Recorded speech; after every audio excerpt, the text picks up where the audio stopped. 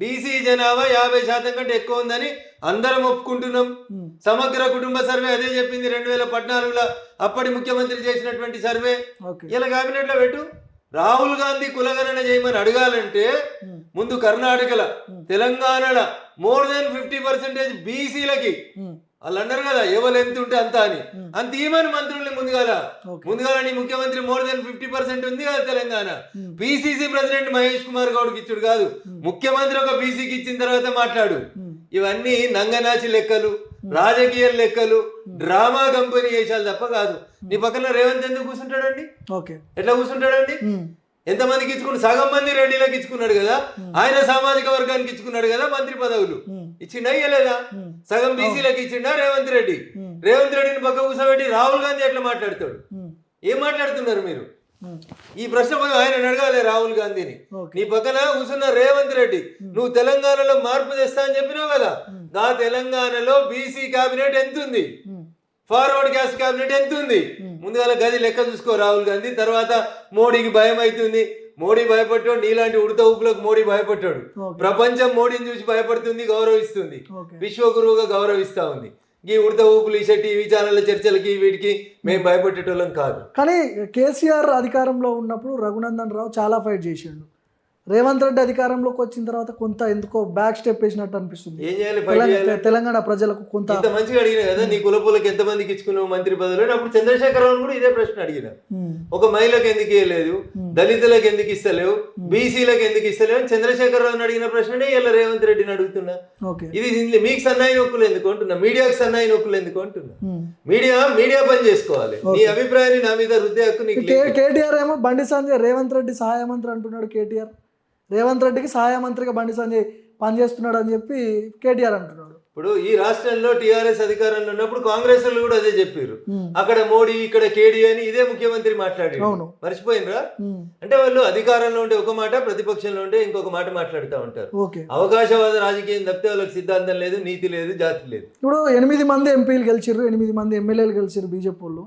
దాదాపు 8 నెలలు అంటే ఏడాది కావస్తున్నది. తెలంగాణ కోసం 8 మంది ఎంపీలు ఏం తీసుకొచ్చారు, ఏం మాట్లాడారు పార్లమెంట్లో? 5 నెలలు కాలేదు వీళ్ళ గురించి. మేము ఎప్పుడు గెలిచినాము కూడా తెలియని వాళ్ళ గురించి ఎమ్మెల్యేలు గెలిచిరు కదా. ఎవరి గురించి? ఫస్ట్ ఎమ్మెల్యే లేదా మాట్లాడతారా? నార్మల్ గా ఫస్ట్ ఎమ్మెల్యేలు పార్లమెంట్ లో మాట్లాడారు, అసెంబ్లీలో మాట్లాడాలి. మీరు గెలిచి సరే కొంత 5 నెలలు కాలేదు మేము గెలిచి, ఈ ఏళ్ళకి 5 నెలలు అవుతుంది. ఏం కావాలి నీకు? అంటే తెలంగాణ ప్రజలకు మీరు ఏం ప్రతిపాదన పెట్టరు, ఏం తీసుకురావాలనుకుంటారు? వీళ్ళ తరపున మీరు ఏం మాట్లాడుతున్నారు? ఏం తెచ్చింది కాంగ్రెస్? ఏమి ఇచ్చింది చెప్పు? కాంగ్రెస్ అధికారంలోకి వచ్చి 11 నెలలు అవుతుంది రేపటికి. అంటే కేంద్రంలో మీరు అధికారంలో ఉన్నారు కాబట్టి ఈ ప్రశ్నలు అడగాలి. నేను ఏం తెచ్చిందో చాలా చెప్తాను నీకు. నీకు వినే ఓపిక లేదు, రాసుకునే శక్తి పేపర్ వరకు లేదు. నేనేం చేయాలి దానికి? మేము ఇచ్చిన రాసేందుకు మీకు ఓపుకుంటే రేపు పార్టీ ఆఫీస్ లో ప్రెస్ మీట్ పెడతా, రాయిండ్రి, అందరు మీడియా మిత్రులకు చెప్పు. మేము చెప్పింది ఒకటి, మీరు రాసుకునేది ఒకటి. 3 లైన్లు రాసుకుంటుంటే మేము మీకెందుకు గౌరవం ఇవ్వాలి? ఎందుకు ఇవ్వాలి అంటున్నా. మీరు భజన పరులు తయారయ్యారు, ఎవరికి భజన వాడు చేసుకుంటున్నాడు. మీకు ఏం కనబడుతుంది? హార్టికల్చర్ యూనివర్సిటీ ఇవ్వలేదా కేసీఆర్ ఉన్నప్పుడు? ఇలా మేము ములుగులో ట్రైబల్ యూనివర్సిటీ ఇస్తే జాగి ఇవ్వకుండా ఆపలేదా? తెలంగాణ గేమ్స్ రాలేదా? మెగా కృష్ణారెడ్డికి మీరు ఎందుకు పొంతలేని ప్రశ్న కడుకోకు. 750 కోట్లు పెట్టి సికింద్రాబాద్ రైల్వే స్టేషన్ చేస్తలేమా? తెలంగాణకి 44 రైల్వే స్టేషన్లు తీసుకొచ్చి మేము ఇప్పుడు డెవలప్మెంట్ కోసం చేస్తున్నామా, చేస్తలేమా? మీకు తెలియకపోతే చెప్తా. అమృత్ పథకం కింద ఒక మా మెదక్ పూర్వ జిల్లాకి మంచినీళ్ళ కోసం 217 కోట్లు ఇచ్చింది భారత ప్రభుత్వం. నీకు వినే ఒప్పుకుంటే నేను రేపు లిస్ట్ తీసుకొని వస్తా. మేము గెలిచిన 5 నెలల్లో ఏమొచ్చిందో కూడా చెప్తాం. మేము ఆఖరికి రైల్వే ప్రాజెక్టులు ఏమొచ్చినాయి, ఇంకేమొచ్చినాయి, అసలు మేము పైసలు లేకపోతే ఈ ప్రభుత్వం దగ్గర రూపాయి. మంత్రులు తిరిగే కార్లకు డీజిల్ పోసేందుకు పైసలు లేవు. మేము ఇచ్చిన మొన్న కదా నీకు స్టేట్ ఆఫీస్ లో ప్రెస్ మీట్ పెట్టి చెప్పిన 1500 కోట్లు ఇచ్చినాము, 300 కోట్లు ఇచ్చినాం, 500 కోట్లు ఇచ్చినాం. అసలు ఏ పని కూడా జరుగుతలేదు కదా. మన్రేగాకు మేమే ఇస్తా ఉన్నాం, స్వచ్ఛ భారత్కి మేమే ఇస్తా ఉన్నాం, అమృత్ పథకాలకి మేమే ఇస్తా ఉన్నాం, రైల్వే స్టేషన్లకు మేమే ఇస్తా ఉన్నాం, నేషనల్ హైవేలకి మేమే ఇస్తా ఉన్నాం. ఏం జరుగుతలేదని అడుగుతున్నావు నువ్వు. కొత్తగా మా మెదక్ జిల్లాలోనే కొత్తగా 4 ప్రపోజ్డ్ హైవేస్ వస్తా ఉన్నాయి తెలంగాణతో పాటు మెదక్ జిల్లాకి. ఇవన్నీ మీకు కనబడకపోతే ఎట్లా? ఏం తెచ్చిరండి? ఏం తెస్తారు? ఏం పిప్పర్మెంట్ చాక్లెట్లు తెస్తారా ఎంపీలు గెలిచిన వాళ్ళు? ఏం తేవాలి? నేను మాట్లాడిన 1980లో ఇందిరాగాంధీ మెదక్ నుంచి ఎంపీ గెలిచినప్పుడు చెప్పింది, పటాన్ చెరుకేలి, సంగారెడ్డికేలి, జోగిపేటకేలి, మెదక్కేలి, కరీంనగర్ దాకా రైలు వేసుకపోతా అని. ఎందుకు ఆ కాగితాలు ఏడున్నాయి అని అడిగిన పార్లమెంట్ లో జవాబు ఇచ్చిండు మంత్రి, మీరు చూడలేదేమో. మనవరాబాద్ దగ్గర నుంచి గజ్వేల్ నుంచి సిద్దిపేట నుంచి పెద్దపల్లి దాకా మేము రైలు వేస్తా ఉన్నాం. ఏదో మెగా గురించి ఏదో అడగబోయినావు, నేను మాట్లాడిన మెగా గురించి. మూసీ నదికి గోదావరి జలాలు తెస్తామని చెప్పి కొండపోచమ్మ సాగర్ దగ్గర నుంచి ప్రాజెక్ట్ రిపోర్ట్ తయారు చేస్తే 1500 కోట్లకే గోదావరి జలాలు మూసీ నదిలోకి వస్తున్నాయి. కానీ మెగా కృష్ణారెడ్డికి లాభం చేసేందుకు మల్లన్న సాగర్ నుంచి గోదావరి జలాలు తెచ్చి మూసీ నదిలో వచ్చేందుకు 7,000 కోట్ల రూపాయలతోటి కొత్త ప్రాజెక్ట్ రిపోర్ట్ ఎవరి కోసం చేపిస్తున్నావు రేవంత్ రెడ్డి అని అడిగిన మొదటి ఎంపీ రఘునందన్ రావు. మెగా కృష్ణారెడ్డికి సంబంధించిన ప్రాజెక్ట్ ని బ్లాక్ లిస్ట్ లో పెట్టమంటారా, కంటిన్యూ చేయమంటారు? ఇప్పుడు సుంకిశాల రిటైనింగ్ వాళ్ళు కూడా కూలిపోయింది ఆయన తీసుకున్న ప్రాజెక్ట్. అది వీళ్ళేమో రేవంత్ రెడ్డి ఇప్పుడు కంటిన్యూ చేస్తున్నారు. నేను చెప్పింది రేవంత్ రెడ్డి వింటాడు అంటే నువ్వు చెప్పు, నేను రాసిస్తా. చెప్పుడు ఎందుకు మైక్లా? ఎందుకు మౌనంగా ఉన్నారు అనే ప్రశ్న నా ప్రశ్న ఏంటంటే, ఎందుకు మౌనంగా ఉన్నారు? మెగా కృష్ణారెడ్డిని బ్లాక్ లిస్ట్ లో పెట్టాలి అని ఎందుకు గోడ కూలిపోతే నువ్వు చెప్పినట్టు మేము మాట్లాడలేము. గోడ కూలిపోతే మా ఎమ్మెల్యేలు అందరూ పోయి చూసి వచ్చారు కదా. మా ఎల్పీ లీడర్ మహేశ్వర్ రెడ్డి గారి నాయకత్వంలో ఎమ్మెల్యేలు అందరు పోలేదా? మాట్లాడలేదా? ప్రెస్ మీట్ పెట్టలేదా? కాంట్రాక్టర్ అరెస్ట్ చేయమని అడగలేదా? నువ్వు మర్చిపోయిన అన్నట్టు ఎట్లా అన్నా? దేడు మాట్లాడలేదు. మెగా కృష్ణారెడ్డి కొండపోచమ్మ నుంచి మల్లన్న సాగర్ పోతే 7,000 కోట్లు పోతుందని రఘునందన్ మాట్లాడింది కదా. స్టేట్ బీజేపీ ఆఫీస్ లో ప్రెస్ మీట్ పెట్టి మాట్లాడినాయి కదా. నీకు ఆయన మీద ప్రేమ ఉంటే, నీకు రేవంత్ రెడ్డి మీద ప్రేమ ఉంటే నేనేం చేస్తా దానికి? ఓకే, అంటే 3 పార్టీలను మెగా కృష్ణారెడ్డి కమ్యూనికేట్ చేస్తున్నాడు అనే చర్చ బయట మాట్లాడుకుంటున్నారు. బాండ్ల రూపంలో పైసలు కూడా పోయినాయి ఎన్నికల టైంలో అని కూడా కొంతమంది నుంచి రిపోర్టర్ చేస్తా ఉన్నాను నేను. భార్గవ్ ఏమనుకోవద్దు దయచేసి. నీకు చెప్పండి అన్న. ఒక విషయానికి ఇంకొక విషయానికి పొంతం లేకుండా పొత్తు లేకుండా రాదు. మనం కులగనైనా రాహుల్ గాంధీ మీద చర్చ మొదలు పెట్టినాం. నువ్వు ఏడికి తీసుకుపోయినావు? మెగా కృష్ణారెడ్డి దగ్గర తీసుకుపోయినావు. దీనికి ఏమైనా పొత్తు పొందన కుదురుతుందా? బాగుంటుంది లేదు కానీ మా సందర్భం చెప్పిన కదా నీకు. ఆ సుంకిశాలలో కూలిపోతే మా ఎల్పీ లీడర్ల బృందం పోయిందా పోలేదా?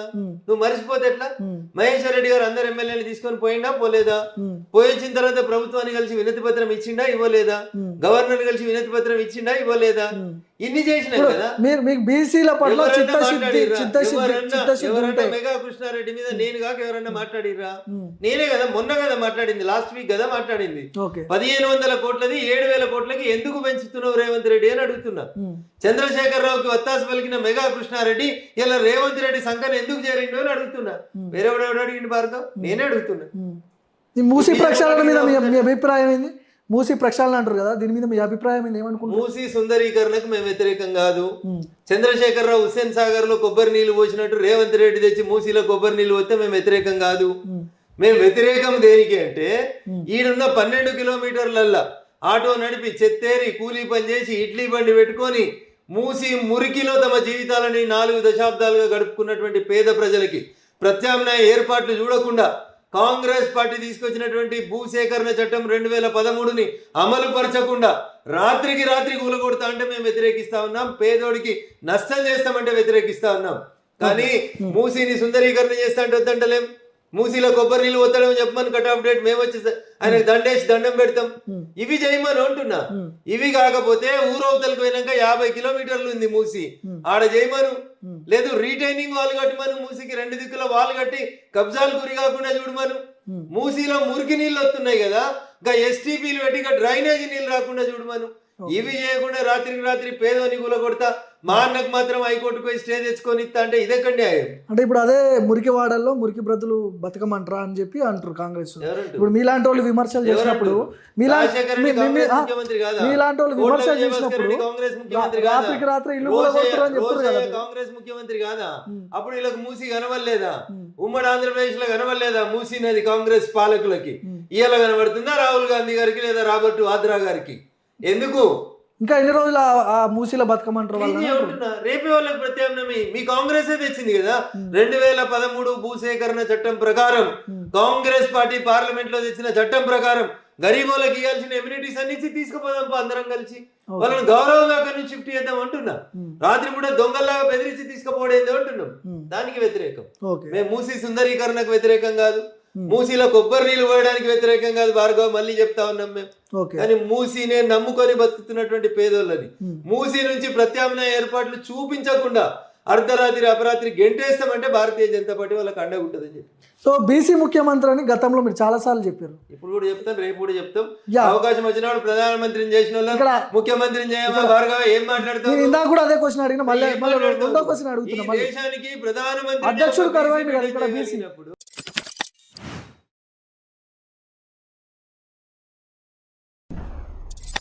నమస్తే. నిన్న రాహుల్ గాంధీ హైదరాబాద్ పర్యటనపై బీజేపీ నాయకులు ఆరోపణలు చేస్తున్నారు. అసలు ఎందుకు వచ్చాడు, ఎందుకు పోయిండు, కులగణన చర్చ ఎందుకు వస్తుంది తెలంగాణ రాష్ట్రంలో, ఇవన్నీ కూడా మాట్లాడదాం. మెదక్ పార్లమెంట్ సభ్యుడు రఘునందన్ రావు గారు ఉన్నారు నాతో పాటు. నమస్తే రఘునందన్ రావు గారు. మొదటిగా రాహుల్ గాంధీ పర్యటన మీకు ఏమనిపించింది? ఆయన నిన్న కొన్ని అంశాలు మాట్లాడిండు. కులగణన గురించి మాట్లాడడానికి మోడీకి భయం అవుతుంది, అందుకనే దాని గురించి ప్రస్తావన తీసుకురావట్లేదు అనే కొన్ని వ్యాఖ్యలు చేయడం జరిగింది. ఎట్లా చూస్తారు మీరు? కాంగ్రెస్ పార్టీ అంటేనే అబద్ధాలని రెగ్యులర్గా వల్లవేస్తూ వచ్చేటువంటి పార్టీ. ఒకవేళ భారతీయ జనతా పార్టీ కులగణన ఇష్టం లేకపోతే నితీష్ కుమార్ గారితో కలిసి ఎన్డీఏ ప్రభుత్వం బీహార్లో అధికారంలో ఉన్నప్పుడు, ఈ దేశంలో ఉన్న ఏ రాష్ట్రం కూడా కులగణన చేయనప్పుడు బీహార్ రాష్ట్ర ముఖ్యమంత్రిగా నితీష్ గారు భారతీయ జనతా పార్టీ భాగస్వామి ఉన్నప్పుడే ఆ రాష్ట్రం కులగణన చేసింది. పొద్దున్నేస్తే సాయంత్రం దాకా ఒకటే పనిగా అబద్ధాలని వల్లవేసే పంచాయతీ తప్ప బీజేపీ వద్దంటే బీహార్లో నితీష్ కుమార్ గారు కులగణన చేపట్టేటివారా? కానీ ఆ రోజు బీహార్ రాష్ట్రంలో కులగణన జరిగిన తర్వాత ఈ దేశంలో ఉన్నటువంటి సర్వోన్నత న్యాయస్థానం ఇన్వాల్వ్ అయి ఆ కులగణనకు సంబంధించినటువంటి వివరాలను బయట పెట్టొద్దని చెప్పి స్టే ఇచ్చింది. అందుకని మళ్ళీ కోర్టులు ఇదంతా ఇష్యూస్ ఉన్నాయి కాబట్టి దాన్ని రాజ్యాంగబద్ధంగా చూసిన తర్వాత చేయాలనేది భారత ప్రభుత్వం ఆలోచన. వీళ్ళలాగా ఏది పడుతుంది ఎప్పుడు పడితే అప్పుడు 50 ఏళ్ళు కులగణన ఎందుకు చేయలేదు భార్గవ్? 2014లో కదా మేము అధికారంలోకి వచ్చింది. ఇప్పుడు మీరు కులగణనని వ్యతిరేకిస్తున్నారు. ఎవరు వ్యతిరేకించేది? My question is straight. కన్నుండి చూడలేని కబోదులకి, చెవులుండి వినలేనటువంటి మూర్ఖులకి ఇంతకంటే ఎక్కువ ఏం చెప్తాం? బీహార్లో నితీష్ కుమార్ తోటి భాగస్వామిగా ఉన్నప్పుడు, భారతీయ జనతా పార్టీ అధికారాన్ని పంచుకున్నప్పుడు కులగణన జరిపినాం. కులగణన జరిపినాక ఆ ఫలితాలను బయట పెట్టొద్దని కోర్టు ఆదేశాలు ఇచ్చింది. ఓకే. ఇప్పుడు రేపు దేశవ్యాప్తంగా మొదలుపెట్టినాకనో ఇంకొకటి జరిగిన తర్వాతనో ఇంకొకటి జరగొద్దు కాబట్టి రాజ్యాంగపరంగా సరి అయినటువంటి అమెండ్మెంట్స్ ఏమైనా ఉంటే తీసుకొచ్చి దాన్ని చేయాలి, ఎట్లాంటి ఇబ్బందులు లేకుండా చూడాలనేది మా ప్రభుత్వం ఆలోచన. భారతీయ జనతా పార్టీయే కాదు, రాష్ట్రీయ స్వయం సేవక్ సంఘ సంచాలక్ గారు కూడా చాలా స్పష్టంగా చెప్పినటువంటి అంశం ఏంటంటే కులగణనకి ఆర్ఎస్ఎస్ వ్యతిరేకం కాదు అని చెప్పిండ్రు. మరి రాహుల్ గాంధీకి వినబడకపోతే మేమేం చేస్తాం చెప్పు? ఇప్పుడు 10 ఏండ్లు కేంద్రంలో అధికారంలో ఉన్నారు మీరు. తెలంగాణలో ఏమో బీసీ ముఖ్యమంత్రి అని గతంలో చెప్పారు. ఇక్కడ బీసీ అధ్యక్షుడే లేడు, ముఖ్యమంత్రి వరకు పోయారు బీజేపీ వాళ్ళు అనే చర్చ కూడా వస్తుంది. మీ మీద విమర్శలు చేస్తున్నారు. అంటే మోకాలికి బోడిగుండికి లింక్ పెట్టి ఏదైనా మాట్లాడాలనేటువంటి మూర్ఖుడు ఏదైనా మాట్లాడతాడు. బీసీ అధ్యక్షులు లేకపోయింది లక్ష్మణ్ గారు బీసీ కదా, బండి సంజయ్ గారు ప్రస్తుత అధ్యక్షుడు గురించి తలకాయ తిరిగిన మాట్లాడంట. వాటిని అట్లా మాట్లాడేటోడు అన్నం తింటుండా గడ్డి తింటుండా అనేది మాట్లాడాలి. వాడి పార్టీకి అధ్యక్షుడు ఎవడు మొన్నటిదాకా? ఇప్పుడు మాట్లాడే విధవులకి వాళ్ళ పార్టీలకు అధ్యక్షులు ఎవరు? వాళ్ళు మాకేంది శుద్ధులు నేర్పేది? ఈ దేశానికి ప్రధానమంత్రికి ఒక అవకాశం ఇచ్చినాం. ఈ దేశంలో సర్వోన్నత పీఠాలకి మేము దళితుల్ని, ట్రైబ్స్ని తీసుకొచ్చి పెడుతున్నాం. మా గురించి మాట్లాడేంత నైతికాకి ఎక్కడిది వీళ్ళకి? అన్నం తినే మనిషి ఎవడు మాట్లాడాడు? పశువులు ఎవరన్నా ఉంటే మాట్లాడి. టీఆర్ఎస్ పార్టీకి ప్రెసిడెంట్ ఎవడు? ఎన్నడు పుట్టింది? కాంగ్రెస్ పార్టీ ఎన్నడు బీసీలను అధ్యక్షులు చేసింది ఆల్ ఇండియాలో? తమాషా కాకపోతే, నాటకాలు నౌటంకి వేషాలు కాకపోతే 20 ఏళ్ళు 30 ఏళ్ళు మీ కుటుంబాలే అధ్యక్షులు ఉంటాయి కదా. వేరేవాడు ఎవడన్నా 5 ఏళ్ళు కూడా కొనసాగించని చరిత్ర మీరు బీసీల గురించి మాట్లాడుతురా? ఇప్పుడు రాహుల్ గాంధీ నిన్నటిదాకా ఎవరు కాంగ్రెస్ పార్టీ ప్రెసిడెంట్, పిసిసి అధ్యక్షుడు ఎవరు? మొన్నటి వరకు రేవంత్ రెడ్డి ఉన్నారు. మహేష్ కుమార్ గౌడ్ అప్పుడు గాడిదలం కాసిరా అంటున్నా వీళ్ళు.